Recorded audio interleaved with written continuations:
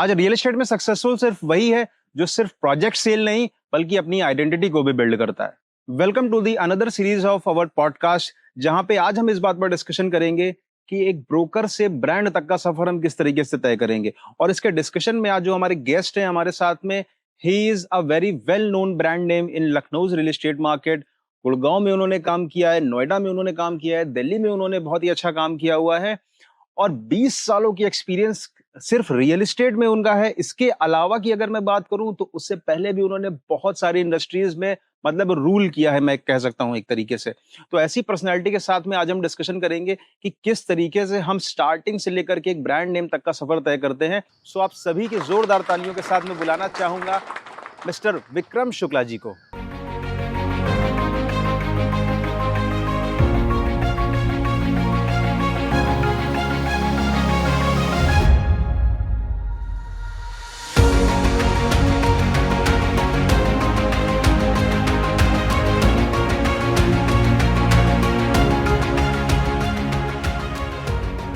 Sir welcome to our podcast. Sir कैसे हैं sir आप? मैं बहुत अच्छा ऋषित, आप कैसे हो? मैं बहुत अच्छा हूं सर और बहुत थैंकफुल हूं कि आपने अपना कीमती समय निकाला और आज खुशी हो रही है आपके पॉडकास्ट पे आने के लिए और आपको बहुत सारी शुभकामनाएं एडवांस में ही। बहुत बहुत थैंक यू सर कि आप आगे ग्रो करें और बढ़ें आगे। सर फिलहाल पॉडकास्ट को शुरू करने से पहले मैं ये जानना चाह रहा था कि थोड़ा सा सर अपने बारे में अगर आप कुछ डिटेल्स ऑडियंस के साथ शेयर करना चाहें कि कहाँ से स्टार्टिंग हुई आपके करियर की और आज आप जिस लेवल पर हैं, ये बीच का सफर कैसा रहा सर? अगर मैं अपने करियर जर्नी की बात करूं तो थोड़ा सा मिक्स्ड करियर रहा है मेरा, मतलब मल्टीपल इंडस्ट्री में काम किया है जी। तो इनिशियल करियर हमारा कह लो टोटल जो एक्सपोजर है करीब 25 साल का हो गया इंडस्ट्री में। इनिशियल आप कह सकते हो 10 साल मेरा फाइनेंशियल इंडस्ट्री में रहा था, उसके बाद 15-16 साल से रियल स्टेट में रहे। तो एक तरीके से दोनों दुनिया का देखा हुआ है, अच्छा खासा अंदाजा हो चुका है। ज्यादा अच्छा किसमें लगता था सर, पहले या अभी? मैं ये कह सकता हूँ दोनों ही इम्पोर्टेंट हैं, बिकॉज फाइनेंशियल इंडस्ट्री आपके अंदर डिसिप्लिन लाती है, वो जो कि बहुत इम्पोर्टेंट है जी। और रियल एस्टेट इंडस्ट्री आपको वेल्थ क्रिएट करके देती है, जो लाइफ को स्टडी करने के लिए, आपका स्थायित्व लाने के लिए शायद बहुत जरूरी चीज होती है। तो लगभग सर जो आपने बताया 15-16 साल रियल एस्टेट इंडस्ट्री में आपने बताया है, तो इसके बारे में कुछ अगर आप अपने कुछ व्यूज शेयर करना चाहें कि ऐसा क्या पॉइंट आया जिस पॉइंट से आपको लगा कि भाई मेरे को इंडस्ट्री स्विच करनी चाहिए, या व्हाट इज द पर्पस कि आप एंटर किए इस इंडस्ट्री में, किस माइंडसेट के साथ में? जब फाइनेंशियल इंडस्ट्री में था जी, तो लाइफ काफी मोनोटोनस सी हो गई थी कि एक टाइम पे ऑफिस पहुंचना, वही सेम रूटीन, रोज एक ही रूटीन, एक ही रूटीन। तो एक टाइम आता है कि आदमी थोड़ा सा पिस्ड ऑफ हो जाता है, उससे कहता है चलो कुछ अलग सा थोड़ा चैलेंजिंग करना चाहिए जी। और जिस वक्त मैं 2009-10 में रियल एस्टेट इंडस्ट्री में मूव किया था तो रियल एस्टेट इंडस्ट्री इवॉल्व हो रही थी इंडिया में। तो इट वाज, आप कह सकते हो कि एकदम इनिशियल फेज था, इनिशिएट हो रहा था real estate industry in organised way. Organised way, okay. Right. Real estate industry तो हमेशा से रही बिल्कुल है सर, बिल्कुल। लेकिन इंडिया के अंदर स्पेशली यूपी के अंदर एक organised real estate industry evolve होना शुरू करी थी, जो कि बड़ा अट्रैक्ट कर रही थी। अच्छा। तो वही कारण रहा कि डिसीजन लिया कि चलो बहुत दिन हो गया, 10 साल कर लिया फाइनेंशियल इंडस्ट्री, अब थोड़ा रियल एस्टेट करके देखते हैं क्या होता है। किस ऑर्गेनाइजेशन के साथ आपने स्टार्ट किया? अगर 2009 में तकरीबन अक्टूबर में मैंने ज्वाइन किया था जेपी ग्रीन्स को। 2009 में अक्टूबर में नोएडा से शुरू किया था। नोएडा मार्केट देखी, बहुत कुछ सीखा वहां पे, बिकॉज इजी नहीं होता ट्रांसफॉर्म करना। आप 10-11 साल किसी इंडस्ट्री में काम कर रहे हो, एकदम उससे हटके दूसरी इंडस्ट्री जब जाते हो आप, तो आपको बहुत से एडजस्टमेंट अपने अंदर करने पड़ते हैं। मार्केट का डायनामिक्स एकदम अलग होता है, प्रोडक्ट अलग होता है, तो काफी चीजें सीखने को भी मिली। But real estate is a very very dynamic industry, मैं तो ये कहूंगा। सबसे बिगेस्ट लेसन क्या आपको मिला जब आपने इंडस्ट्री स्विच की और आप दूसरी इंडस्ट्री में आए? तो उस समय माइंडसेट में क्या डिफरेंस आपने फील किया और फोकस आपने किस तरीके का देखा यहाँ पे कि भाई ये चीज ऐसी है जिस पे मेरे को चलना है, या दिस इज द रीजन जिसकी वजह से स्पेशली मैं इस इंडस्ट्री में आया हूँ? देखो, रियल एस्टेट इंडस्ट्री में आने के दो कारण थे। पहली चीज तो जब आप किसी कस्टमर को घर दिलाते हो जी, उसको सेटअप करते हो तो एक सेटिस्फेक्शन आपको होता है, और जब भी याद करता है अपने घर को देख के तो कहीं ना कहीं आप भी उसके मेमोरी के पार्ट बनते हो। एंड सेकेंड थिंग, जो बिगेस्ट अट्रैक्शन है रियल एस्टेट इंडस्ट्री का, that is wealth creation obviously. अगर आप किसी की हेल्प कर रहे हो कि आपकी हेल्प से कोई वेल्थ क्रिएट कर पा रहा है, उसकी लाइफ स्टेबलाइज हो पा रही है, और जो मल्टीप्लाइंग इम्पैक्ट रियल एस्टेट लाता है, और कोई इंस्ट्रूमेंट उस तरह का इम्पैक्ट नहीं क्रिएट कर पाता। इसलिए रियल एस्टेट का एक अलग ही कह लो ऑरा है, या कह लो एक स्थान है। रियल एस्टेट में मैंने एक चीज देखी है सर, यहाँ पे दो तरीके से लोग काम करते हैं। एक तो सर्वाइवल वाली कंडीशन में होते हैं और दूसरे ग्रोथ के कंडीशन पे आते हैं। दोनों के बारे में सर आप क्या कहना चाहते हैं? जो लोग सर्वाइवल वाले फेज में होते हैं उन्हें क्या इंप्रूव करना चाहिए, और जो लोग ग्रोथ के फेज में हैं उन्होंने ऐसा क्या कर दिया जिसकी वजह से वो इस सेगमेंट में और इस ग्रोथ के साथ में काम कर रहे हैं या एक लगातार सफलता की ओर बढ़ रहे हैं? देखो, रियल एस्टेट इंडस्ट्री के अलावा किसी भी सर्वाइवल के लिए दो तीन चीजें बड़ी इंपॉर्टेंट होती है। पहला तो आपको पेशेंस होना चाहिए। बीइंग इनटू सेल्स, आपको रिजेक्शन से डर नहीं लगना चाहिए। कई बार क्या होता है, रियल एस्टेट इंडस्ट्री में टिकट साइज बड़े होते हैं, उसमें क्या होता है कि डिसीजन मेकिंग थोड़ी स्लो हो जाती है। तो जनरली आदमी गलती कहाँ करता है, जब बहुत जल्दी रश करने की कोशिश करता है, सामने वाले को बार बार करने के लिए कोशिश करता है, तो सामने वाला भी कई बार इरिटेट होकर बैक ऑफ हो जाता है।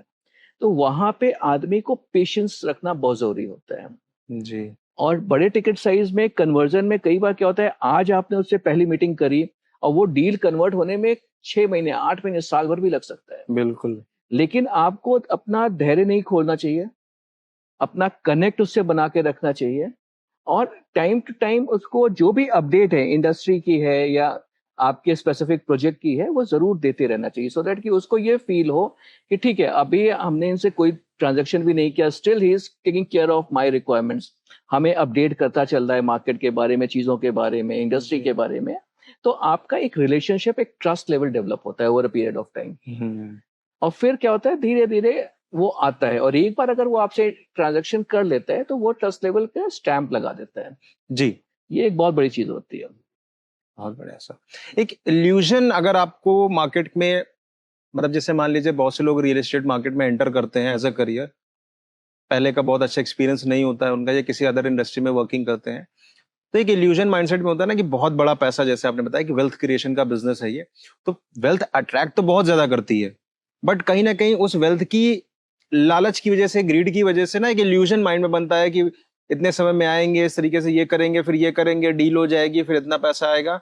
तो वो इल्यूजन एक्चुअल में होता है, या उसका एग्जैक्ट अगर मैं एक सिचुएशन आपसे पूछूं तो उसको किस तरीके से हम जस्टिफाई कर सकते हैं? ऋषित, मैं जी। अगर इसको सम अप करना चाहूँ, जो तुम्हारी हाँ बात जी। है पूरे को अगर मैं समराइज करना चाहूँ, तो रियल एस्टेट उन लोग के लिए बिल्कुल नहीं है जो बहुत शॉर्ट टर्म में बहुत बड़े आदमी बनना चाहते हैं।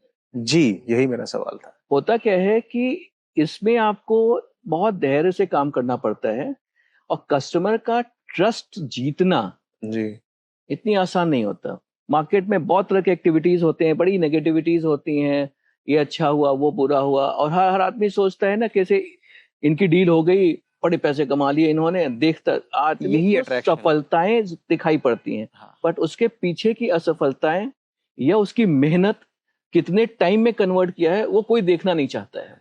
बिल्कुल। Everybody wants to see a success story, but उस सक्सेस स्टोरी के पीछे के जो फेलियर्स रहे हैं, जो पेन्स रहे हैं, कोई भी उस ग्राइंडिंग से गुजरना नहीं चाहता है। हर आदमी शॉर्ट टर्म में चाहता है कि तुरंत रिजल्ट आ जाए। और होता क्या है, स्पेशली यंगस्टर्स जब आते हैं इस इंडस्ट्री में, देख के आते हैं कि वो मर्सिडीज से चल रहा है, वो फलाना चल रहा है, उसकी लाइफस्टाइल बड़ी अच्छी है, वो रियल एस्टेट का काम कर रहा है, मैं आया अगले महीने मैं 10 करोड़ की डील कर दूंगा, ये हमारा रेवेन्यू आ जाएगा, मैं ये कर दूंगा, वो हो नहीं पाता है।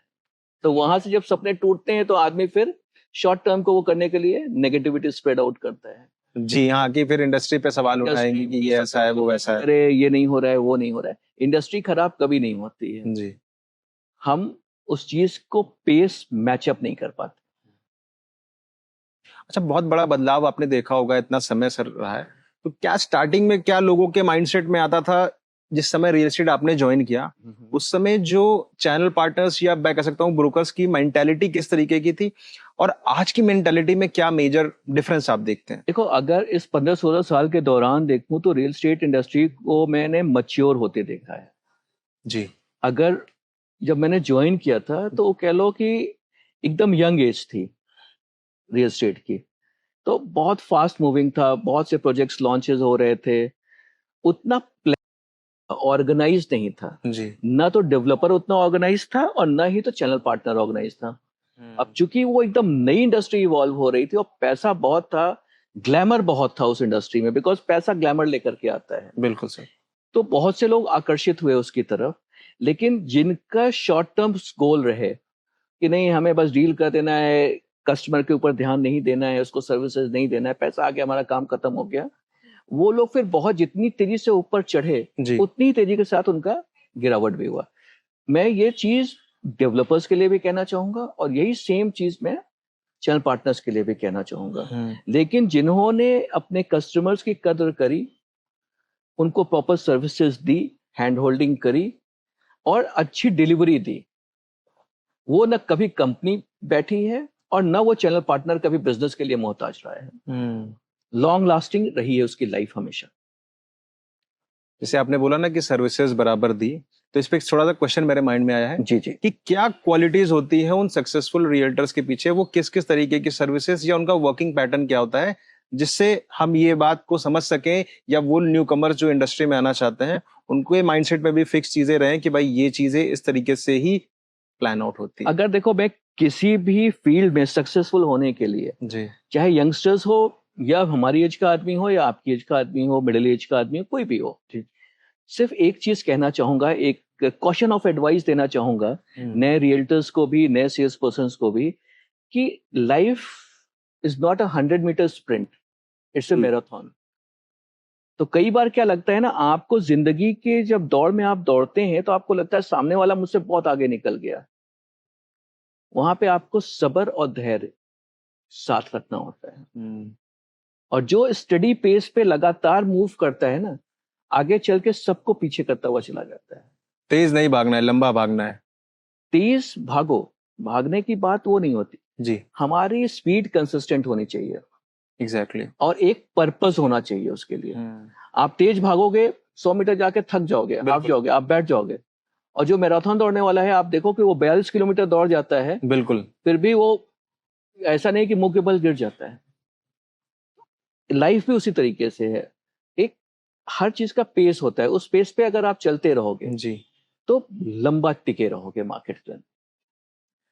अगर मैं बात करूं सर, आज की डेट में जो यूथ्स, मतलब मान के चलिए जो जिन्होंने अपना ग्रेजुएशन कंप्लीट किया, पोस्ट ग्रेजुएशन कंप्लीट किया और वो अपने जॉब के फेस में या प्रोफेशन फेस में जैसे एक स्टार्टिंग कर रहे हैं, तो क्या ऐसे लोगों को रियल एस्टेट इंडस्ट्री को एज अ करियर स्टार्टिंग में चूज करना चाहिए या कुछ समय मार्केट में बिताने के बाद इस इंडस्ट्री की तरफ देखना चाहिए if they are interested in working this industry? देखो, it's a very subjective question. हर आदमी का परसेप्शन अलग हो सकता है, उसके लिए अट्रैक्शन अलग हो सकता है और थॉट प्रोसेस भी अलग होता है। मैं पूछ रहा हूँ, व्हाट इज द करंट, मतलब what is the correct process of entering this industry? देखो, ये इंडस्ट्री बहुत ही ग्लैमरस इंडस्ट्री है जी, पैसे से जुड़ी हुई इंडस्ट्री है। तो यहाँ पे आदमी को लेवल हेडेड रहना ज्यादा मुश्किल होता है। कई बार आदमी अपना रास्ता या कह लो अपनी जर्नी भटक जाता है ग्लैमर देख करके। बिल्कुल। आ तो जाता है लेकिन फिर उसका प्रेशर वो सरवाइव नहीं कर पाता है। तो अगर मुझसे कहोगे तो मैं यही कहूंगा कि थोड़ा बहुत 1 आध साल का आप बाहर भी एक्सपीरियंस करके देखो, उसके बाद आप रियल एस्टेट में एंटर करो। और रियल एस्टेट आप 1-2 महीने से मत आको। हाँ, आपको कम से कम 6 महीने से लेके 8 महीना, हो सकता है साल भर तक भी लग जाए, इंडस्ट्री समझने के लिए, आपको मार्केट समझने के लिए, प्रोडक्ट समझने के लिए। और फिर जो आपकी जितनी अधिक मीटिंग्स कस्टमर से होगी, एक्चुअल कस्टमर से, always treat every customer as a different case study. हर कस्टमर आपको कुछ नई सीख देके जाता है। और जितना कस्टमर से इंटरेक्शन आपका बढ़ता जाएगा फेस टू फेस, उतना आपका एक्सपीरियंस बढ़ता जाता है और उतना ही आप नेक्स्ट टाइम जब आप नेक्स्ट कस्टमर से मीट करेंगे तो आपका कॉन्फिडेंस भी उसी हिसाब से इनहेंस होता जाता है। हो सकता है शुरुआती में आपका पहला ट्रांजैक्शन होने में टाइम लग जाए जी, लेकिन उसका ये मतलब नहीं है कि कई आपकी गलतियां हैं। हो सकता है कुछ चीजें हमसे भी गलती हो सकती हैं या आपसे गलती हो सकती हैं, लेकिन कई बार क्या होता है, मार्केट सिनेरियो भी फेवरेबल नहीं होते हैं। कई बार क्या होता है, हम लर्निंग फेज में होते हैं, हम बहुत जल्दी उतावलापन दिखाते हैं, उसमें भी चीजें गड़बड़ होती हैं। तो वहां पे सब्र रखना पड़ेगा। और अगर हम वो टाइम क्रॉस कर गए तो over a period of time with every passing day आपका एक्सपीरियंस बढ़ता है, आपकी मैच्योरिटी बढ़ती है। और जब आप मैच्योर होने लगते हैं, जब आपकी कस्टमर डीलिंग होनी शुरू होती है, कस्टमर से मिलना शुरू होता है, उतना ही पॉजिटिव इम्पैक्ट कस्टमर के ऊपर पड़ता है, फिर आपका ट्रस्ट डेवलपमेंट होना शुरू हो जाता है। तो वक्त से कहते हैं ना, सही जी। वक्त आने में भी वक्त लगता है। बिल्कुल बिल्कुल। वक्त देना चाहिए हर चीज के लिए। सेल्स और रिलेशनशिप बिल्डिंग, आप इन दोनों में से किसको ज्यादा महत्व देते हैं इस इंडस्ट्री में? Relationship building always comes first, sales उसका बाई प्रोडक्ट है। जी। आप जब तक किसी से रिलेशनशिप डेवलप नहीं करोगे, आप उसको सेल्स नहीं कर पाओगे। In terms of real estate, in terms of everything, in terms of everything. अच्छा। आप किसी भी चीज को देखो, आप सबसे पहले तो आप विश्वास जीतते हो ना किसी का। जी। और विश्वास जब आप किसी के साथ अपनी जीवन भर की पूंजी लगाता है, रियल एस्टेट छोटा ट्रांजैक्शन नहीं होता है, तो ऐसे ही किसी पे कैसे ट्रस्ट कर लेगा कोई? बिल्कुल। तो आपको पहले उसका विश्वास जीतना पड़ेगा, रिलेशनशिप डेवलप करना पड़ेगा, उसकी आवश्यकता, आप उसके जूते में खुद घुस करके महसूस करना पड़ेगा बिल्कुल। कि तकलीफ कहाँ हो रही है। हो सकता है किसी का बजट 1 करोड़ के अंदर का, हम उसको 10 करोड़ का प्रोडक्ट पिच कर रहे हो, वो भी एक गलत चीज है, बिकॉज वो उसके बजट का नहीं है। बजट का नहीं है। और हो सकता है इस बजट कस्टमर का पोटेंशियल 10 करोड़ का है, लेकिन जिस प्रोडक्ट को हम बेचना चाह रहे हैं वो 1 करोड़ का है। Again that is also wrong thing. तो वहां पे आप अंडर सेलिंग कर रहे हो। दोनों ही केसेस में कस्टमर खराब होता है। सही बात। तो इट इज वेरी इंपॉर्टेंट कि हम नीड एनालिसिस कैसे कर रहे हैं। हम कस्टमर को सेल्स करने से पहले हमें उसका कंसल्टेंट बनना होगा, उसकी प्रोबिंग करनी होगी। वो प्रोबिंग कब होगी? जब आप उससे इंटरेक्शन करोगे, उससे मिलोगे। मे बी अगर आपको उसके फैमिली से मिलने का मौका मिलता है, फैमिली में वाइफ हो सकती है, बच्चे हो सकते हैं, पेरेंट्स हो सकते हैं, जब मिलोगे तब उनकी एस्पिरेशंस आपको पता चलेगी कि वो एग्जैक्टली चाहते क्या है। और बात ही बात में आपको उनका बजट का अंदाजा लग जाएगा, किस तरह का प्रोडक्ट चाह रहे हैं, तो उस हिसाब से आप उनको पिचिंग कर सकते हो अपनी, आप उनको टेलर मेड सॉल्यूशन दे सकते हो। गलतियां कहाँ करता है स्पेशली नया बंदा? हम तुरंत सेल्स करने शुरू कर देते हैं जी।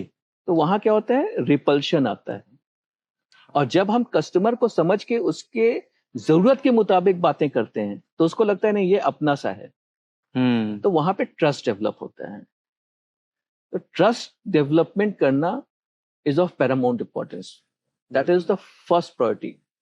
जैसे सर आपने इतनी सारी चीजें बताई, जी तो ये तो सर मान लीजिए कि एक बहुत ही लंबा एक्सपीरियंस रहा है आपका, जी। तो आप ये सारी चीजें बता पाए। कोई न्यू कमर है इंडस्ट्री में, जस्ट एक अट्रैक्शन को देख करके उसने एंटर किया, और एंटर करने के बाद में आप क्या सजेशन देना चाहेंगे उसे कि किस प्रोसेस के थ्रू वो इंडस्ट्री में एंटर करे?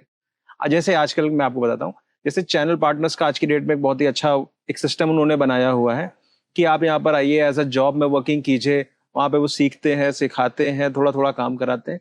इस प्रोसेस के थ्रू उसे एंटर करना चाहिए एज अ न्यू कमर, या फिर हम directly as a broker enter करें इंडस्ट्री में और सेल्फ लर्निंग के थ्रू ही अपने इंडस्ट्री में अपने आप को डेवलप करना चाहिए? भी किस लाइफ में कोई भी चीज आप करना चाहते हो जी। तो हमेशा आपको एक मेंटोर की जरूरत पड़ती है। बिल्कुल।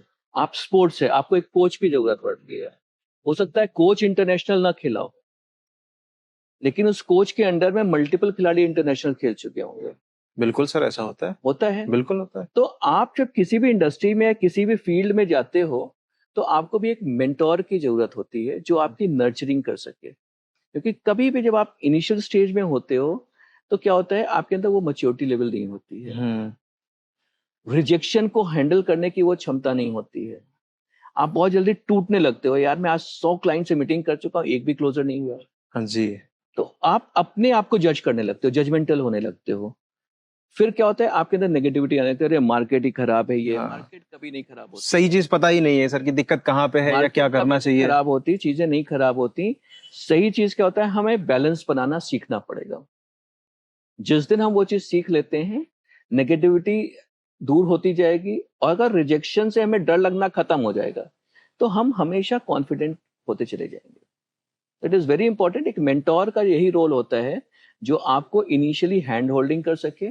देखिए बाकी तो आपके टैलेंट के ऊपर होता है, आपकी इच्छाएं के ऊपर होता है, आपका कितना विल पावर है उसके ऊपर होता है। एक कोच के अंडर में सैकड़ों खिलाड़ी खेल रहे होंगे, सभी इंटरनेशनल नहीं खेल पाते, लेकिन कुछ के अंदर परसिवरेंस होता है, परसिस्टेंसी होती है, नहीं करते रहेंगे करते रहेंगे करते रहेंगे, और कितने भी अपने मेंटोर को नहीं भूलते। बिल्कुल।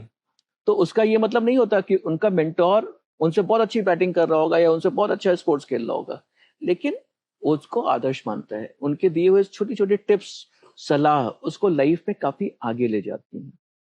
तो एक मेंटोर, मैं तो ये कहूंगा कि एब्रप्टली मार्केट में कूदने से अच्छा कोई भी टॉम डिक एंड हैरी आएगा कुछ भी बोल के चला जाएगा, क्योंकि आप एकदम नए हो इंडस्ट्री में, आप एक परसेप्शन बना लेते हो, एक नोशन बना लेते हो किसी चीज के लिए, अरे ये तो बहुत टफ है, ये तो हो ही नहीं सकता, अरे 5 करोड़ की प्रॉपर्टी है कैसे बिकेगी यहाँ पे, ये एक नोशन बनने लगता है। क्यों? क्योंकि आपको रिजेक्शन मिली हुई होती है, तो आप धीरे धीरे धीरे धीरे धीरे डाउन होने लगते हो। लेकिन अगर आपका मेंटोर का रोल वहीं पे आता है, वो आपको पेपअप करके रखता है, it's part of life. Again I will repeat the same quote, life is not a 100 metre sprint, it's a marathon.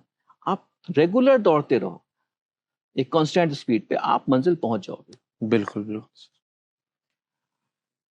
जैसे मान लीजिए माइंडसेट डेवलप हो गया है और एक अच्छे प्रोसेस के थ्रू हम रियल एस्टेट में एंटर कर रहे हैं, लेकिन 2 तरीके की रियल एस्टेट देखता हूँ सर आज की डेट में, मैं मार्केट में जहां तक मैंने ऑब्जर्व किया है।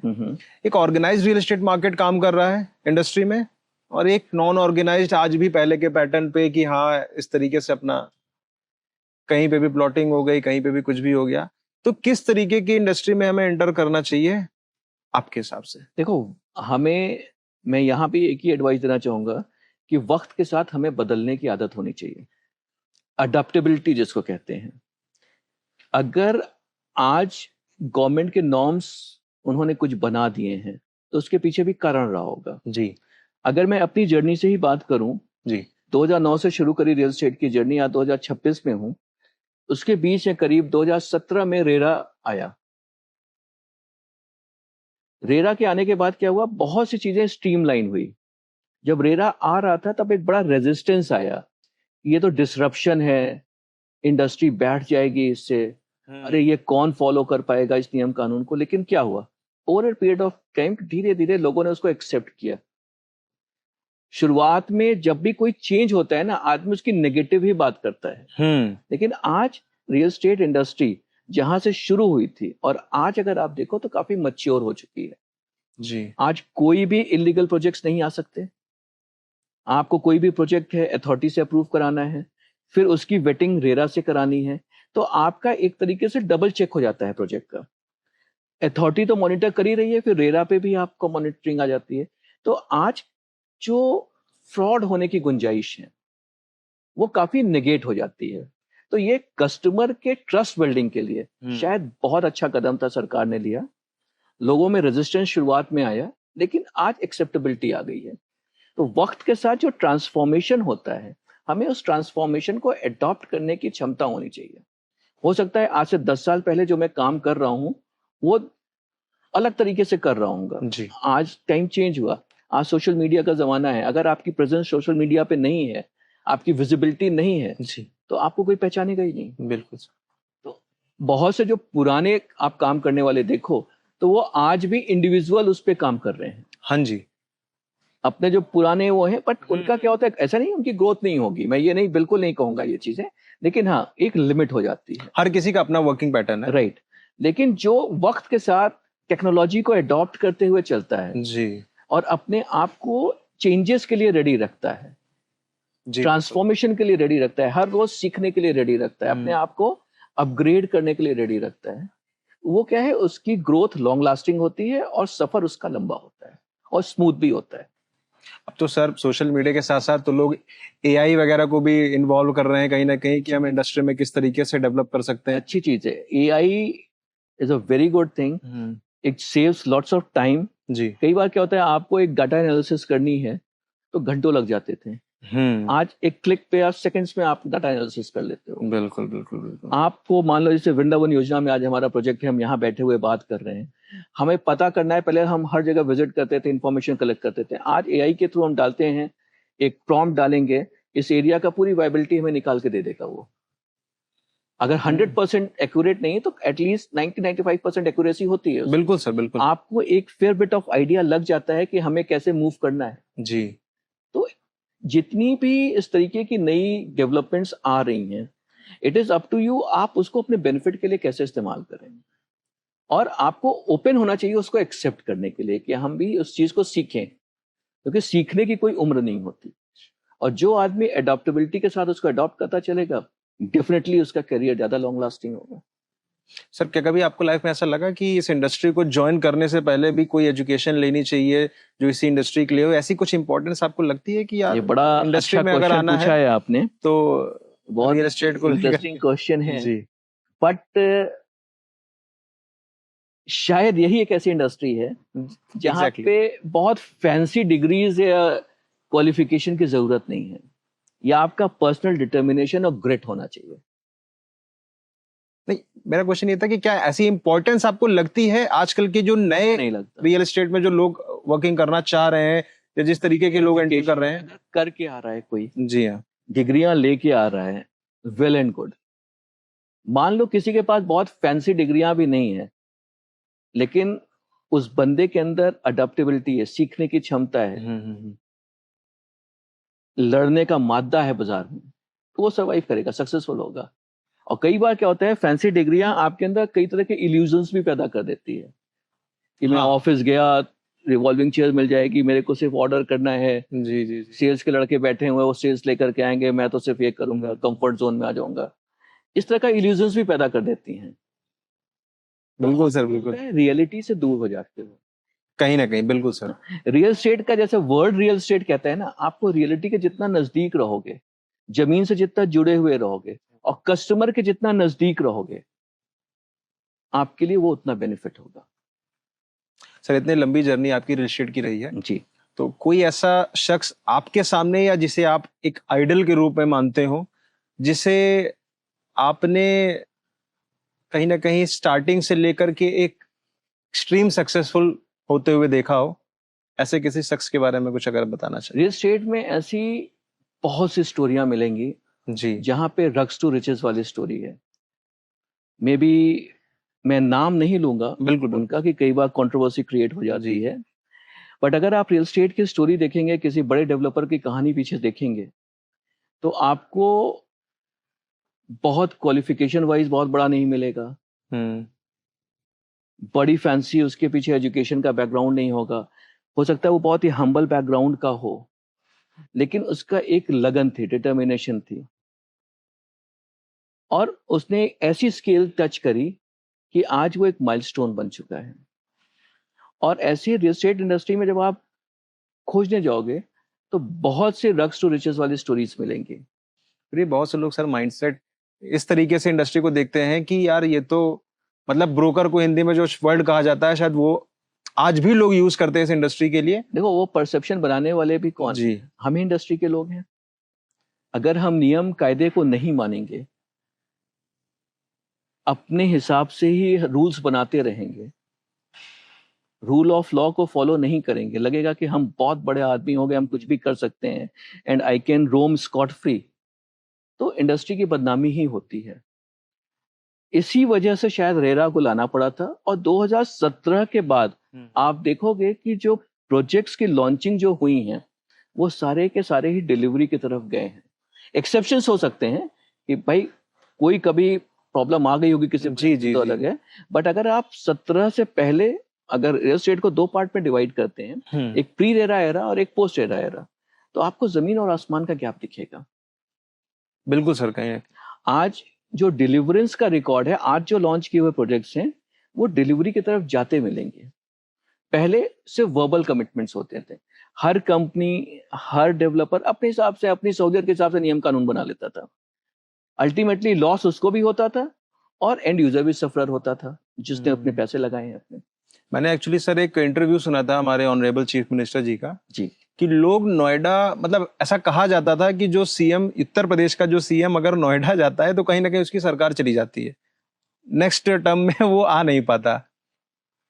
तो योगी जी को तो खैर हंगर बहुत ज्यादा है और इनकी रिस्क टेकिंग एबिलिटी तो बिल्कुल अलग है। तो उन्होंने एक इंटरव्यू में बोला कि मुझे जब ये चीज पता चली कि नोएडा जाने से अगला टर्म नहीं आएगा, तो मैं तो भाई तुरंत गया कि भाई एक्चुअल में क्या मैटर है, क्या है यहाँ पर, किस वजह से ऐसा कहा जाता है।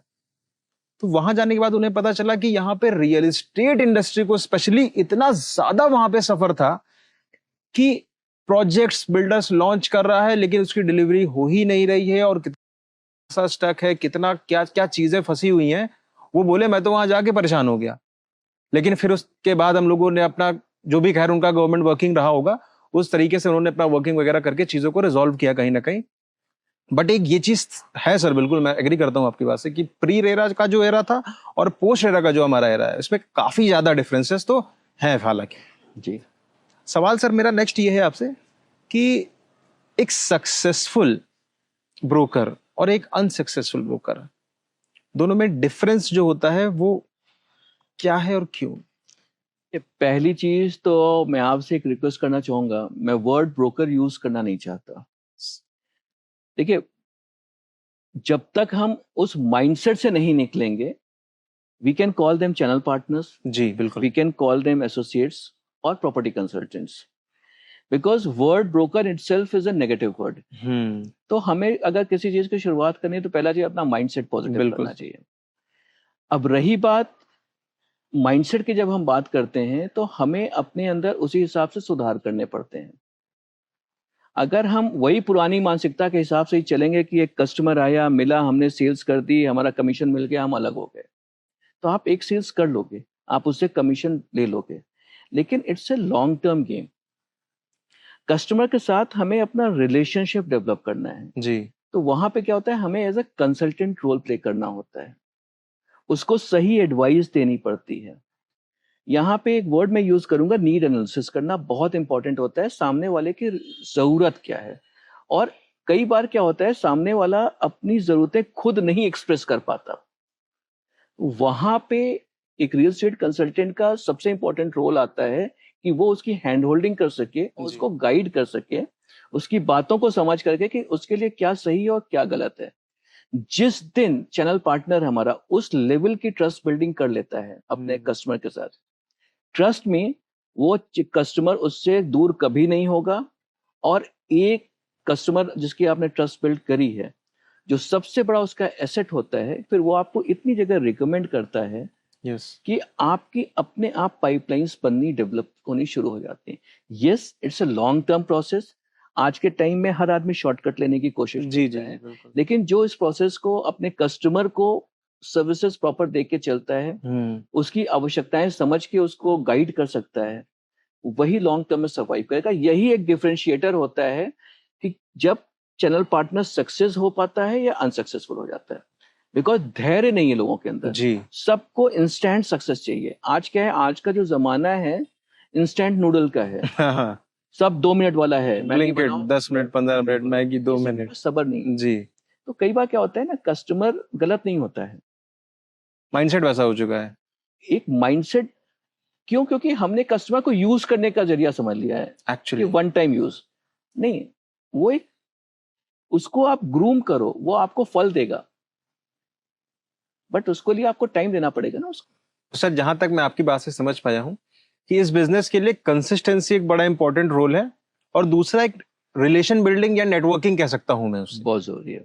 तो इस पर अगर आपको कोई स्ट्रैटेजी न्यू कमर्स को देनी हो, क्या देना चाहेंगे सर? कि कंसिस्टेंसी को अगर अडॉप्ट करना है तो किस तरीके से, या नेटवर्किंग करना है तो बेसिकली नेटवर्किंग करने की क्या स्टार्टिंग हो सकती है, फिर कैसे कैसे वो अपने नेटवर्किंग को एनहांस कर सकता है? देखो, नेटवर्किंग 2 तरह की होती है। कुछ लोग ब्लेस्ड होते हैं जिनके पास एक नेचुरल नेटवर्क होता है या कैचमेंट एरिया होती है। कुछ लोग शायद उतने ब्लेस्ड नहीं होते हैं, जिनको थोड़ी मेहनत ज्यादा करनी पड़ती है और अपना कैचमेंट एरिया बनाते हैं। फर्क ये नहीं होता कि आपके पास कैचमेंट एरिया है या नहीं है।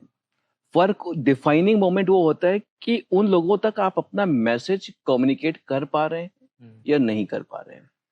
आप अपनी रीच जितनी बढ़ाते जाएंगे, आपकी सक्सेस की प्रोबेबिलिटी बढ़ती चली जाती है जी। बिकॉज ये जो पूरा गेम है रियल एस्टेट का ना, ये थोड़ा स्लो मूविंग जरूर होता है, लेकिन क्या होता है, जैसे जैसे आपकी रीच बढ़ती है तो आपकी सक्सेस का रेशियो भी बढ़ना शुरू हो जाता है। तो यहाँ पे इसी वजह से मैं बार बार रिपीट कर रहा हूँ एक वर्ड कि परसिस्टेंसी, परसिवरेंस और पेशेंस, ये तीनों बैकबोन है इस इंडस्ट्री की। और रिलेशनशिप बिल्डिंग के बिना आपका कैचमेंट नहीं बन पाएगा, क्लाइंटेल नहीं बन पाएगा। तो आप जितने लोगों से मिलोगे, इसी से जितनी मीटिंग्स आप करोगे जी, आपका कैचमेंट धीरे धीरे धीरे धीरे अपने आप बढ़ता चला जाएगा। कुछ कॉमन मिस्टेक्स जो आप डिस्कस करना चाहें, जो आजकल के चैनल पार्टनर्स मोस्टली करते हैं?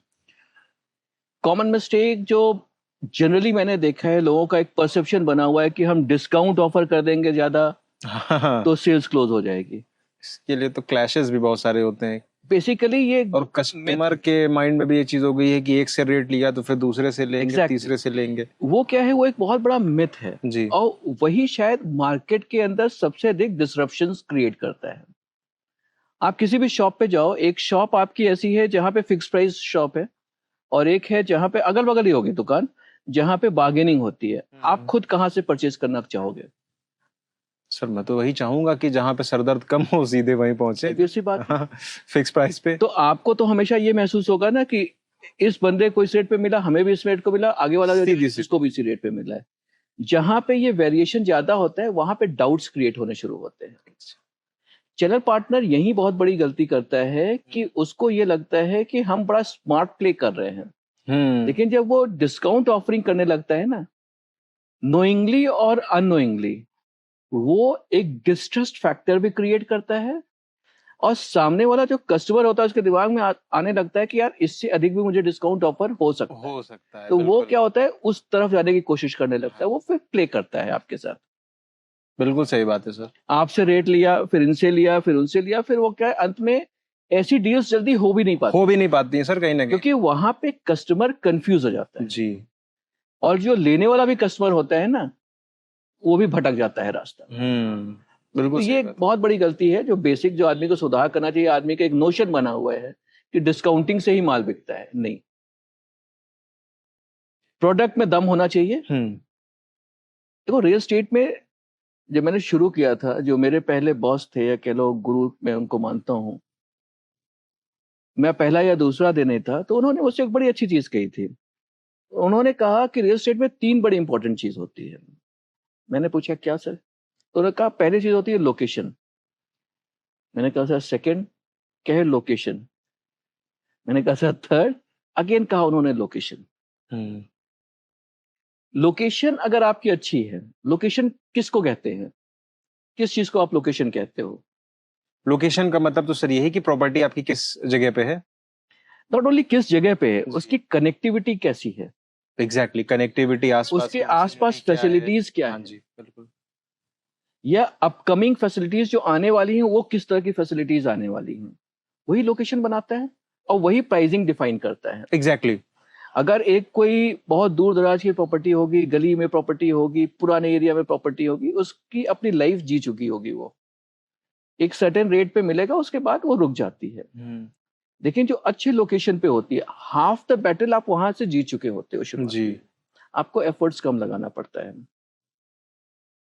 तो हमें जब भी हम रियल एस्टेट की जब हम बात करते हैं, तो हमें प्रोडक्ट तो समझना ही है, प्लस उस प्रोडक्ट के जो लोकेशनल एडवांटेजेस हैं उसकी भी प्रॉपर नॉलेज और इंफॉर्मेशन होना बहुत जरूरी है।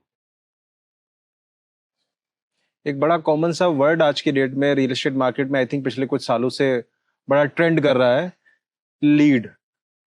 और कहीं ना कहीं मैं देख रहा हूँ कि सर कुछ इंडस्ट्री कह रहा हूँ, कुछ ऑर्गेनाइजेशंस में लोग तो इस कदर अपने माइंडसेट को डेवलप कर चुके हैं कि अब हमारा जो बिजनेस होगा वो पूरी तरीके से सिर्फ लीड्स पे ही होगा, कि हमारे पास लीड्स कितनी आ रही हैं। आज की डेट में ना सर लोग मार्केट में निकलना नहीं चाह रहे। मैं आपको इसी चीज पे कहना चाहूंगा, आप मार्केट में सर्वे करके देख लो, जितनी भी कॉन्सेप्ट पे काम करने वाली कंपनीज मिलेंगी जो सिर्फ लीड बेस्ड हैं, उनकी शेल लाइफ बहुत छोटी होती है।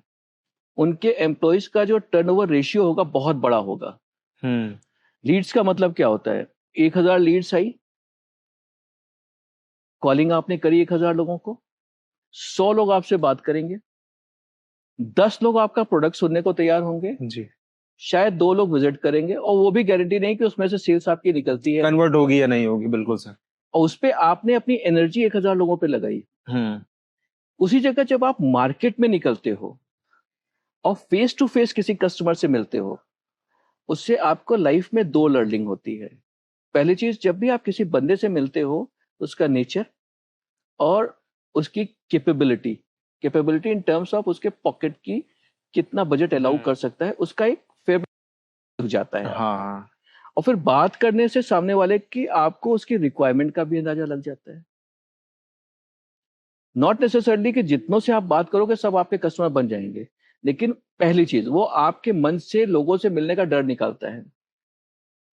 क्वेश्चन जब आप करते हो, क्वेरीज करते हो अपनी उसके आगे, तो कई बार गलतियां होती हैं आदमी से, बट वही लर्निंग देती हैं आपको। जिस दिन वो डर निकल जाता है नए लोगों से मिलने का, आपकी ग्रोथ वहीं से शुरू होनी होती है, वहां पे रुकना नहीं है। फॉर एग्जाम्पल, 1000 लीड पे कॉल करने से अच्छा है कि डेली हम अगर रिलीजियसली 5 नए लोगों से मिलने का सिर्फ अपना बना लें, अगर से कि मैं 5 मीटिंग करनी ही करनी है डेली। जी। हफ्ते में 7 दिन होते हैं, हमने 5 दिन अगर किया, कितने हो गए? 35। अगर हम वीकेंड्स पे 5 कस्टमर्स को भी बुला पाए अपने साइट पे, साइट विजिट के लिए, तो महीने के कितने हुए? 20 हुए। चलो, एक मंथ आपका सक्सेस स्लो हो सकता है, सेकंड मंथ स्लो होगा, बट जब ये प्रोसेस बन जाएगा ना, तो वही आपकी पाइपलाइन क्रिएट होनी शुरू हो जाती है। बिल्कुल सर। जैसे आजकल बारिशों का मौसम है, आपने देखा होगा लोगों की छतों में ड्रेनेज सिस्टम लगे होते हैं, सूखे पत्ते आ गए या धूल धक्कड़ आ गई, जाम हो जाता है, पानी लगना शुरू हो जाता है। और जैसे ही आप वो हटाते हो तो एक साथ फ्लो बन जाता है पानी। बिल्कुल। तो कई बार क्या होता है, जो आपकी लीड्स भी होती है ना, इस तरीके से जो आपने पर्सनल मेहनत करके किया होता है, वो उसी कोई एक कचड़ा फंसा होता है। कई बार क्या होता है, एक पास हुआ तो उसके पीछे धड़ धड़ कई लोग पास होते निकल जाते हैं। तो हमें ये लग रहा है कि यार हमने तो 5 महीने से मेहनत करी है, लेकिन यार हमारा कन्वर्जन कुछ भी नहीं हो पा रहा है। ट्रस्ट मी ब्रदर, कई बार क्या होता है, वही एक शक्ल तोड़ने की जरूरत होती है। एक टूटा दीवार टूटी तो पूरा फ्लो निकल बह जाता है। वहीं पे हमें धैर्य रखना चाहिए और अपना जो प्रोसेस है वो छोड़ना नहीं है।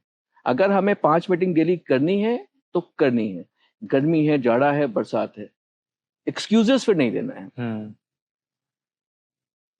पर्सनैलिटी डेवलपमेंट का सर कितना बड़ा रोल होता है if we are in the business of luxury property selling? बहुत बड़ा रोल होता है। इसको सर थोड़ा सा डिफाइन देखो, लग्जरी सेल्स क्या होता है? लग्जरी आप किसको कहते हो? आप बताइए। एक हायर सेगमेंट का प्रोडक्ट जी, एक HNI कस्टमर।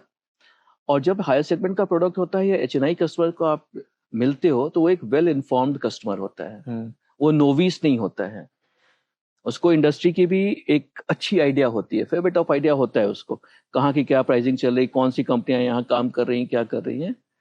तो वहां पे आपको एक तो प्रेजेंटेबल बहुत ग्रेसफुल ढंग से होना चाहिए, आपका पहनावा बहुत मायने रखता है, आपकी ड्रेसिंग सेंस कैसी है। आपको हमेशा कोशिश करना चाहिए कि ऑफिशियल अटायर में ही रहो। जब भी कोई मीटिंग करो, कैजुअल्स में कभी नहीं। टी शर्ट जीन्स डाल करके जो लोग मीटिंग्स करने जाते हैं, अवॉइड करना चाहिए, बिकॉज आपकी वो सीरियसनेस नहीं शो करती है। बिल्कुल।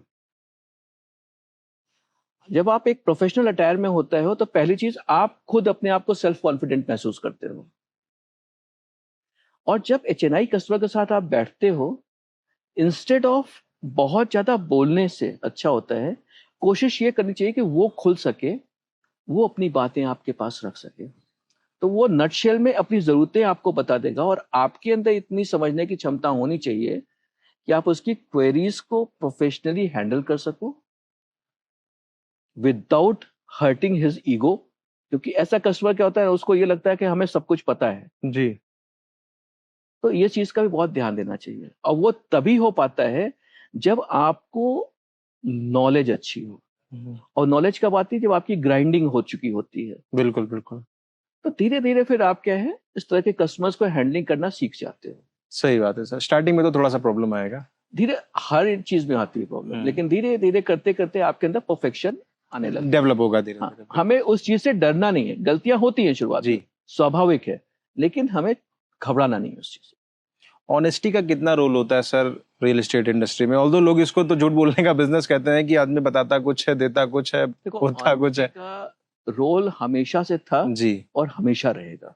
और कहाँ पे गैप दिखता है आपको ऑनेस्टी का इस इंडस्ट्री में? जो शॉर्ट टर्म प्लेयर्स हैं, जिनको लगता है कि ये कस्टमर है, बस इसकी बुकिंग हो गई, चेक मिल गई, चेक लॉगिन हो गई, हमारा कमीशन मिल गया, हमारा काम हो गया, वहां पे आदमी कई बार ओवर कमिटमेंट कर जाता है। मैं इसको डिसऑनेस्टी नहीं कहूंगा, ओवर कमिटेड होना कहूंगा। कई बार क्या होता है, जो चीजें संभव नहीं है वो भी वो कह देगा, अरे मैं ये करवा दूंगा, अरे टेंशन मत लीजिए सर मैं करा दूंगा, अरे मैं ऐसे करा दूंगा, वैसे करा दूंगा, अरे मेरी बड़ी अच्छी जान पहचान है इनसे, अभी आप बुक करो सर, वो टाइम आएगा तो मैं करा दूंगा। जब वो टाइम आता है तो वो दिखाई नहीं पड़ता है। वहां पे क्या होता है, ट्रस्ट ब्रीच होती है। तो we have to be very particular कि हम ओवर कमिटेड ना हों किसी चीज के लिए, जितनी हमारी लिमिट के अंदर है वही करें, और वही आपको लॉन्ग टर्म के लिए ट्रस्ट बिल्डिंग डेवलप करता है। बिकॉज आपका हमेशा याद रखना, आपका एक डिससेटिस्फाइड कस्टमर आपके 10 कस्टमर खराब करता है, आपकी मार्केट में नेगेटिविटी ले आता है, लेकिन आपका एक सेटिस्फाइड कस्टमर वही आपका ब्रांड एम्बेसडर हो जाता है। नोइंगली या अननोइंगली भी वो आपकी मार्केट में आपको प्रमोट करता रहता है। नहीं सर, बहुत मेहनत। थोड़ा सा सर जानना चाहूंगा, अभी करंट आप किस प्रोजेक्ट को देख रहे हैं, और प्रोजेक्ट के बारे में अगर आप कुछ बताना चाहें तो। करंट में मैं अभी इंपीरियल रेजिडेंशिया प्रोजेक्ट देख रहा हूँ। इंपीरियल रेजिडेंशिया गंधर्व ग्रुप का प्रोजेक्ट है। कंपनी की 30 साल की लेगेसी है और 30 साल में मल्टीपल प्रोजेक्ट्स हमने हैंडओवर किए हैं। और जो बेस्ट पार्ट है इस प्रोजेक्ट का, लोकेशन वाइज बहुत ही स्ट्रेटेजिकली लोकेटेड है। आज it's in a southern part of the city.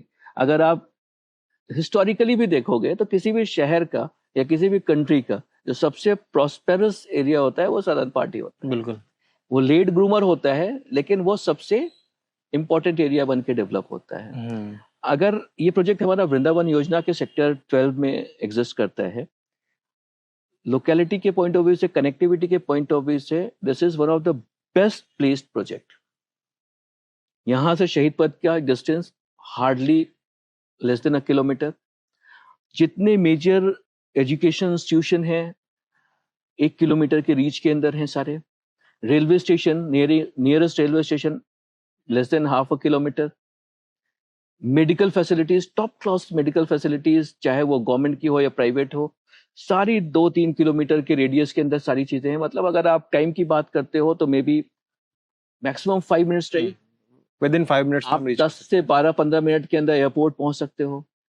जो आपका सिटी सेंटर जिसको कहते हैं हम, आज हजरतगंज है जो लखनऊ का सबसे बड़ा, हार्डली 20-25 मिनट्स। मतलब लखनऊ के किसी भी प्रोमिनेंट एरिया में आपको जाना है मैक्सिमम 30 मिनट्स से, नॉट मोर देन दैट। तो this shows the locational advantage of this project. दूसरी चीज, लखनऊ में पहली बार हम लोगों ने कोशिश करी है एक रियलिस्टिक लग्जरी को इंट्रोड्यूस करने का। लग्जरी क्या होता है, सिर्फ कहने की चीजें नहीं होती, लग्जरी रहने से आती है। जो लोग कस्टमर्स आ रहे हैं उनको फील भी होना चाहिए कि लग्जरी क्यों है। सबसे इंपॉर्टेंट चीज, अगर इस प्रोजेक्ट की आप यूएसपी देखना चाहेंगे तो it's a very low density project. Number 2, इसमें हमारे लिमिटेड इन्वेंट्री है, ओनली 138 यूनिट्स इन 2.10 एकड़ प्रोजेक्ट। तो इस हिसाब से बहुत ही लो डेंसिटी प्रोजेक्ट है। All the modern amenities are there in place in this project. Be it swimming pool, be it cinema, be it club area, be it cafeteria, be it gymnasium, आपका party hall, हर चीज आपको मिल जाएगा। आपको बच्चों के sports की अगर आप देखना चाहोगे तो we have a pickleball court.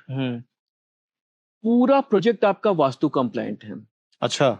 Generally group housing में एक बहुत बड़ी दिक्कत आती है, वो होती है नेचुरल लाइट और एयर के फ्लो की। इस प्रोजेक्ट की जो बिगेस्ट यूएसपी मेरे हिसाब से मैं कह सकता हूं कि वो ये है कि जितने भी इसमें 138 फ्लैट्स हैं, सारे फ्लैट आपके 3 साइड ओपन हैं। आप कितना भी दिमाग पे जोर डाल लोगे, आप लखनऊ में या इवन एनसीआर में भी ऐसे प्रोजेक्ट्स खोज पाना आपके लिए मुश्किल होगा। एक्सक्लूसिव प्रोजेक्ट्स तो सर बहुत कम। हाँ, जो 3 साइड ओपन हो आपको। दूसरी एडवांटेज क्या है, यहाँ पे इसमें कोई भी कॉमन शेयरिंग वॉल नहीं है इसमें। जनरली ग्रुप हाउसिंग में कम से कम एक वॉल आपकी कॉमन शेयरिंग हो जाती है। हाँ ऑब्वियसली। यहाँ पे आपके 138 अपार्टमेंट्स हैं, सारे एक्सक्लूसिव अपार्टमेंट्स हैं, किसी में भी कॉमन शेयरिंग वॉल नहीं है। 3 साइड होने का एडवांटेज क्या है? एक तो आपका एयर, ये तो नेचुरल लाइट, कहीं नहीं सुना मैंने। हाँ, ये एक बहुत बड़ी यूएसपी है जी। फिर जब आदमी 138 एक्सक्लूसिव यूनिट है और उसमें भी हम लोगों ने कंपनी ने केवल 4 BHK प्लस सर्वेंट रखा है, सो दैट की जो जेंट्री है वो मिक्सअप ना होने पाए। बिकॉज कई बार क्या होता है 2 BHK 3 BHK 4 BHK के लालच में जेंट्री का मिक्सअप हो जाता है। 4 BHK एक एक्सक्लूसिव जेंट्री होती है, उसको थोड़ा सा स्पेस चाहिए होता है, थोड़ी सी प्रिवेसी चाहिए होती है, और वो अपनी तरह की ही गैदरिंग आसपास खोजता है। बिल्कुल सर, उसमें वो कॉम्प्रोमाइज नहीं करता। तो this project is for those people who are looking for a novelty and exclusiveness. कहीं ना कहीं मेंटल क्लैश रहता है 2 BHK और 4 BHK में। देखिए ऑब्वियस सी बात है जी। जो 2 BHK का जिसका बजट होगा और जिसका 4 BHK का बजट होगा, कहीं ना कहीं स्टेटस में, आपका लाइफस्टाइल में 2x का गैप है इन टर्म्स ऑफ अमाउंट। मतलब 50% में हर्ट नहीं करना चाहते, बट स्टिल इट मैटर्स। तो जिसको नोवेल्टी चाहिए, एक्सक्लूसिवनेस चाहिए, this project is for exclusive 138 people only. Channels के लिए सर इंपीरियल रेजिडेंशिया में कैसी अपॉर्चुनिटी है, और अगर वो आईआर के साथ में कनेक्ट होते हैं, इंपीरियल रेजिडेंशिया के साथ कनेक्ट होते हैं, तो अपने स्टेटस को, अपनी वर्किंग को किस तरीके से वो एनहांस कर पाएंगे यहाँ के नाम को? ऋषित, आपने बहुत अच्छा क्वेश्चन पूछा है। जैसा कि मैंने कहा कि ये एक प्रीमियम प्रोजेक्ट है। हाँ जी सर। एक्सक्लूसिव प्रोजेक्ट है। जब आप किसी प्रीमियम चीज के साथ जुड़ते हैं तो ऑटोमेटिकली आपका भी इनहेंसमेंट होता है। समाज में आपको भी लगता है कि हाँ यार, ये इस चीज से जुड़े हुए लोग हैं, तो इनकी भी एक नेटवर्थ होगी, इनकी भी एक वैल्यू होगी, इनकी एक वैल्यूएशन होगी। तो जब भी आप एक प्रीमियम प्रोजेक्ट को डील करते हो ना, तो आप उसी लेवल के कस्टमर के साथ आपका इंटरेक्शन होता है, और जब उस लेवल में आप उठना बैठना शुरू कर देते हो तो आपका माइंडसेट भी प्रोग्रेसिव हो जाता है। एक विनिंग अप्रोच अपने आप आने लगती है, और फिर मार्केट में भी आपकी पहचान विनर्स के बीच में होने लगती है।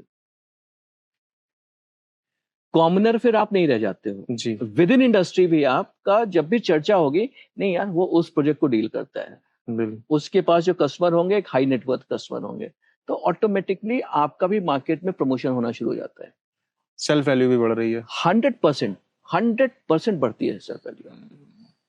सर इंपीरियल रेजिडेंशिया में जो आप ब्रोकर्स का या चैनल पार्टनर्स का जो आपने बोला सर, वो नेटवर्क आप बना रहे हो, तो किस विजन से आप पर्सनली उस नेटवर्क को बिल्डअप कर रहे हो कंपनी के लिए और साथ ही साथ उनके? देखो, मैं हमेशा लॉन्ग टर्म प्रोस्पेक्टिव से चलने की कोशिश करता हूँ। मैं सिर्फ उन्हीं कस्टमर्स को या चैनल पार्टनर्स को अप्रोच कर रहा हूँ जिनका लॉन्ग टर्म प्रोस्पेक्टिव है, जो एक एक्सक्लूसिव प्रोजेक्ट में डील करना चाहते हैं, जहां पे एक रिलायबिलिटी मिले, अश्योरेंस मिले, प्राइस की स्टेबिलिटी मिले जी। एक मास प्रोडक्ट नहीं है ये कि हम सबको, every Tom Dick and Harry can handle this project. तो यहाँ पे क्या है कि एक एक्सक्लूसिविटी होने के कारण क्या होता है कि सामने वाले के पास भी एक स्पेस रहता है अच्छी अपने इमेज बिल्ट अप करने का और अपनी रेवेन्यू बढ़ाने का। बिकॉज हमारे यहाँ बहुत ही डायनामिक प्राइसिंग स्ट्रक्चर है। जो डिस्काउंटिंग वाली आपने शुरुआत में बात करी थी, वो सारे चीजों का यहाँ पे डर नहीं है। फिक्स प्राइस प्रोजेक्ट है, तो इसमें कोई भी हैंकी पैंकी होने की गुंजाइश नहीं होती है। सर आज के टाइम में जो चैनल पार्टनर्स का नेटवर्क है, उनको प्राइस और बजट के बियॉन्ड क्या सोचने की जरूरत है, या वो उनका जो कमीशन स्ट्रक्चर होता है? एक्चुअली जैसे भी आपने बताया ना कि लोग प्राइजेस को लेकर के मार्केट में क्लैश करते हैं कि भाई वो कस्टमर मेरा हो जाए तो मैं उसको कुछ डिस्काउंट ऑफर कर दूं। उसके साथ साथ उनका फोकस उनके अपने कमीशन पे तो होता ही है सर। तो कमीशन के अलावा और क्या क्या ऐसी चीजें हैं जिसके बारे में उनको बड़ा बेहद ख्याल रखने की आवश्यकता है? चैनल पार्टनर के लिए जो ब्रेड एंड बटर है क्या होता है, वो उसका क्लाइंट होता है। अगर हम क्लाइंट के साथ जस्टिस कर रहे हैं, क्लाइंट के प्रति ऑनेस्ट हैं, ट्रांसपेरेंट हैं क्लाइंट के प्रति, ये एक बहुत इंपॉर्टेंट एसेट होता है। Because over a period of time यही ट्रस्ट डेवलप करता है, और वो trust building is not an easy game. बिल्कुल सर। आज मार्केट में बहुत से लोग मिलेंगे, बहुत से फेक कमिटमेंट करने वाले, अरे सर आपने इस रेट पे कहाँ खरीद लिया, मैं आपको तो इस रेट पे दिला देता, मैं तो उस रेट पे दिला देता। हो सकता है वो उनको मालूम भी नहीं हो कंपनी की प्राइस लिस्ट क्या चल रही है। एग्जैक्टली। लेकिन बोलना ही तो है, मुंह से बोल देते हैं। उसी जगह पे ट्रस्ट का काम आता है। अगर किसी चैनल पार्टनर के ऊपर ट्रस्ट बिल्डिंग है किसी कस्टमर की, वो हमेशा उसको भी बोल देगा मुंह पे कि भाई आप जाने तो, हमारे जाने वाले हैं, मैं इनके साथ सिक्योर हूँ। ऐसा बंदा क्या होता है कि हमेशा खुद भी सिक्योर रहता है और उसका कस्टमर भी प्रोटेक्टेड रहता है। ऐसे लोग कभी भी मिसकमिटमेंट या फॉल्स कमिटमेंट करके नहीं चलते हैं मार्केट के अंदर। तो ये एक बहुत इंपॉर्टेंट एस्पेक्ट होता है। न्यू कमर सर, 21-22 साल का कोई लड़का रियल एस्टेट ज्वाइन करना चाह रहा है, क्या एडवाइस देंगे उसे? सबसे पहली एडवाइस, सपने बड़े रखो और रिजेक्शन से मत डरो। क्योंकि जब 21-22 साल का लड़का आता है उसके अंदर मैच्योरिटी लेवल कम होती है और पेशेंस बिल्कुल कम होता है। पेशेंस भी कम होता है और रिजेक्शन से बहुत जल्दी डर जाता है जी। सेल्स में वही बंदा उतरे जिसको रिजेक्शन से डर नहीं लगता। और आपको हो सकता है 6 महीना 8 महीना साल भर इंडस्ट्री समझने में लग जाए, इन्वायरमेंट समझने में लग जाए, उसकी वर्किंग स्टाइल समझने में लग जाए, लेकिन आपको वो धैर्य अपने अंदर रखना पड़ेगा। बिकॉज पॉइंट ब्लैंक में एक चीज कह सकता हूं कि there is no industry, no other industry which is more rewarding than real estate industry. आपको फ्लेक्सिबिलिटी देता है टाइम की, आपको अर्निंग पोटेंशियल देता है, और आपको अपनी जितनी भी लाइफ की एस्पिरेशंस होती हैं सबको जीने का मौका देता है। बाकी इंडस्ट्री में, जैसा कि मैंने खुद अपना करियर बताया, शुरुआत में मैं बैंकिंग में था, मैं बैंकिंग को गलत नहीं कहता हूँ, बहुत अच्छी इंडस्ट्री है, बहुत बहुत कुछ सीखा है। आज यहाँ बैठा हूँ तो उसमें बहुत जिम्मेदार वो इंडस्ट्री है, लेकिन कहीं ना कहीं वो मोनोटोनस सी हो जाती है। यहाँ पे आपको रोज नए चैलेंजेस मिलते हैं, रोज नए कस्टमर्स मिलते हैं। आप उसको एक पॉजिटिव वे में लें, उसको रिजेक्शन के वे में नहीं लें।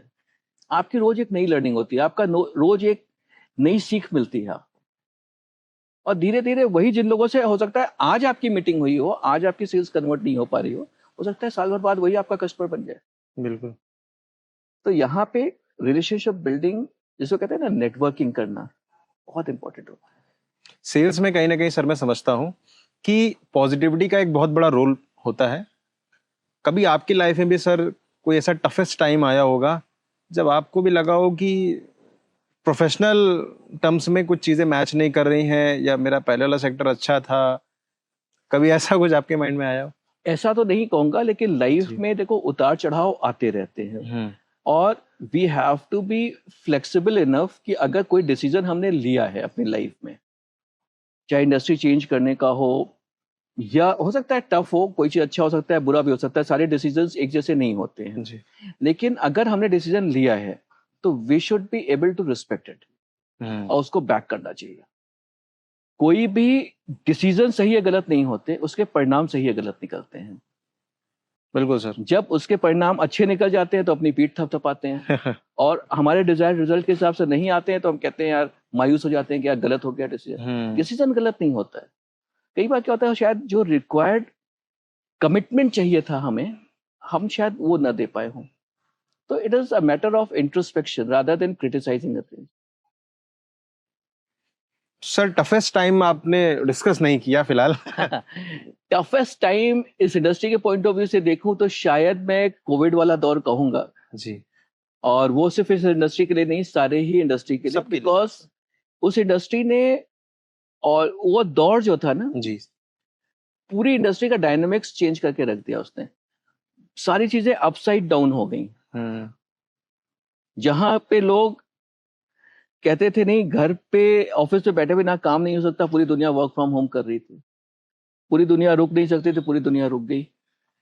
तो लोगों को इंपॉर्टेंस वहां पे समझ में आई घर की भी। अगेन नेगेटिव हुआ कि पूरी दुनिया रुक गई, लेकिन जब लोग 5 महीने 6 महीने अपने घरों में पैक्ड हो गए जी, तब लोगों को घर की इंपॉर्टेंस समझ में आई कि घर सिर्फ 4 दीवारी नहीं होती, उसके अंदर स्पेस होना चाहिए, उसके अंदर फैसिलिटीज होनी चाहिए। अगर आप देखोगे तो शायद कोविड के बाद से ही इंडिया के अंदर जो लग्जरी सेगमेंट की ग्रोथ होनी शुरू हुई है, वो उसका बहुत बड़ा कैटलिस्ट रहा है। नेगेटिव चीजों को भी कितने पॉजिटिविटी के साथ आप बता रहे हैं सर। देखो, लाइफ में देखने का नजरिया है जी। कप में पानी रखा हुआ है, इसमें आप देख सकते हो, कोई कहेगा आधा खाली है, कोई। बिल्कुल सर, बिल्कुल, वो तो नजरिया है। सक्सेस का सर रियल मीनिंग आपके हिसाब से क्या है? सक्सेस का मेरा रियल मीनिंग, सबसे बड़ी चीज है जिस चीज से करके आपको सेटिस्फैक्शन मिलता हो, that is the biggest thing. अगर आप किसी चीज से बहुत फाइनेंशियली अच्छा अर्निंग कर ले रहे हैं लेकिन आप मेंटली सेटिस्फाइड नहीं है, या आपको लगता है कि नहीं कहीं कुछ गड़बड़ हुई है, नहीं, आपका जो इंटरनल सेटिस्फैक्शन होता है किसी चीज को करके, कई बार क्या होता है बड़े चैलेंजिंग रोल्स आते हैं, कोई बहुत टफ कस्टमर मिल जाता है, तो वहां पे क्या होता है कि हो सकता है वहां पे रेवेन्यू आपकी बहुत ज्यादा नहीं आ रही हो, लेकिन आपको सेटिस्फैक्शन क्या मिलता है कि मैंने उस सेल्स को कन्वर्ट किया, मैं अपने कस्टमर की नीड और रिक्वायरमेंट को मैच करा पाया, वो क्या है, वो आपको एक सेटिस्फैक्शन देता है। तो हर कस्टमर हमारा जिसकी मैं एस्पिरेशंस पूरी करने में उसकी मदद कर सकता हूँ, या मैं उसको घर दिला पाया या उसकी रिक्वायरमेंट्स को पूरी कर पाया, वो मेरे लिए सबसे बड़ा सेटिस्फैक्शन है। सर एक लाइन में जानना चाहूंगा कि रियल एस्टेट इंडस्ट्री ने आपको क्या दिया? Never say die spirit. मैं कभी नेगेटिव किसी चीज को देखता नहीं। आज कस्टमर ने ना कही है, हमेशा ना रहेगी, मैं मानता नहीं। एक लास्ट में सर जानना चाहूंगा, पूरे लखनऊ के लिए एक मैसेज रियल एस्टेट इंडस्ट्री में जितने भी लोग काम कर रहे हैं, आपकी तरफ से क्या रहेगा? अगर मैं शॉर्ट टर्म में कहूं लखनऊ को, मैं मैसेज देना चाहूंगा, या अक्रॉस में एक जनता को मैसेज देना चाहूंगा कि real estate is the safest investment, और रियल एस्टेट को हमेशा लॉन्ग टर्म प्रोस्पेक्टिव के साथ लेके चले। ये सट्टे का चीज नहीं होता। आप हमेशा इंश्योर रहें, अगर आपने रियल एस्टेट में इन्वेस्टमेंट किया है, हो सकता है फॉर अ टाइम बिंग वो स्टैग्नेंट हो सकता है, लेकिन वो कभी आपको धोखा दे जाए वो नहीं होगा। और अगर एक्चुअल वेल्थ क्रिएशन होनी है, बड़ी वेल्थ क्रिएशन आपको करना है, तो रियल एस्टेट के अलावा कोई ऐसी इंडस्ट्री नहीं है जहां पे आप वेल्थ क्रिएशन कर सकते हैं और अपनी जनरेशंस के लिए क्रिएशन कर सकते हैं। Thank you so much sir for giving us your precious time. Thank you so much sir. Thank you sir. So thank you so very much Vikram sir for giving us this education. और आज के इस podcast में हमने सीखा कि broker बनना तो एक प्रोफेशन हो सकता है, बट एक ब्रांड बनना एक माइंडसेट होता है। So if you can build your mindset कि आप उस लेवल तक अपने आप को पहुंचा सकते हो, तो आप उस सफर पर आगे बढ़ सकते हैं। सो रियल एस्टेट इंडस्ट्री में अगर आपको नॉलेज, इन्फॉर्मेशन, न्यूज और इस तरीके के अपडेट्स के बारे में जानकारी चाहिए, then subscribe to the trust break.